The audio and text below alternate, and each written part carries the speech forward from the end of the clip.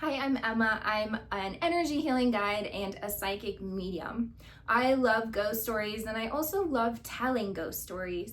When I was growing up, I lived in a haunted house, but unfortunately, I didn't know that I had all of these skills that I have now.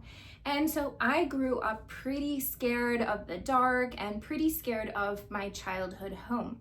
So I wanted to share some of those stories with you so maybe it'll just give you a thrill to hear ghost stories, but also to see maybe that you can go back and you can fix your fears of spirits and of ghosts, especially if you have skills like I do. Okay, so I grew up in this house out in Michigan that was on, I think it was 4 acres of land. So we had a decent sized house. It wasn't huge or anything. And we had a lot of land around us. And we had a lot of woods around us too. So one of the biggest things that sticks with me to this day is that sleeping at night as a kid especially, I would hear things walking up and down the hallway. So my brother and I had a room in the downstairs and my parents had a room upstairs, and our downstairs was kind of like half underground. So I would hear things all the time walking up and down the hallway at night, and it scared the crap out of me. Of course it did. And I would say as a kid, it's like witches and I don't know, witches and ghosts and skeletons and stuff, but I could hear the footsteps. I also was terrified of my closet, and I didn't know why, but I just knew there was something in there, and the closet doors always had to be closed, and there was a light that I could turn on in the closet, and I would have that on all the time. I also would not sleep without a nightlight. Several times growing up, I would have a scary dream, or maybe it was waking life, I don't know, that I would not be able to turn the lights on in the house. So I would be walking, maybe I was sleepwalking, I don't know, but I have vivid memories of not being able to turn on any light in the home, and it scared me so bad. So there were several times that I would wake up and go turn on every single light in the downstairs. Maybe I was testing the theory, I don't know, but I just, to this day, still have nightmares that I can't turn the lights on. So there was this spirit outside that I knew it was out there because I could feel it watching me all the time, and it was not a happy spirit. It was very angry. So we had the front of our house faced this little wooded area, and I know that this male spirit stayed in that tree area. But I also don't know if it was him or somebody else that would move around from that area to this field we had to the side of the house. I had kids like sleepovers and things. I remember one time I was outside with my friends and we were catching fireflies in the dark.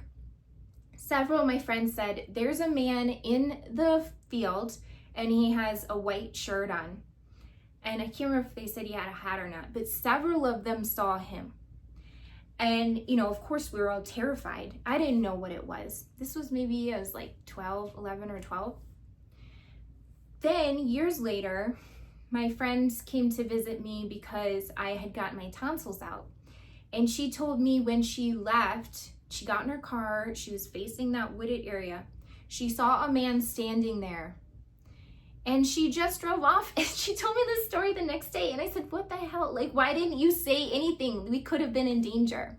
We lived out in the country, so, this wasn't a typical thing. Like, we would, I think, often leave the doors unlocked because we weren't worried about intruders or anything like that. But still, that was pretty scary. Several of my friends told me that they would feel or see something watching them in that same area. And myself included, every time I went out to my car at night or came home at night, I would feel that thing watching me. So actually, just to tell you quickly, I went back psychically and looked into what was in that house, and sure enough, it was a male spirit, younger guy, maybe in his 20s or early 30s, and pretty sure he committed suicide.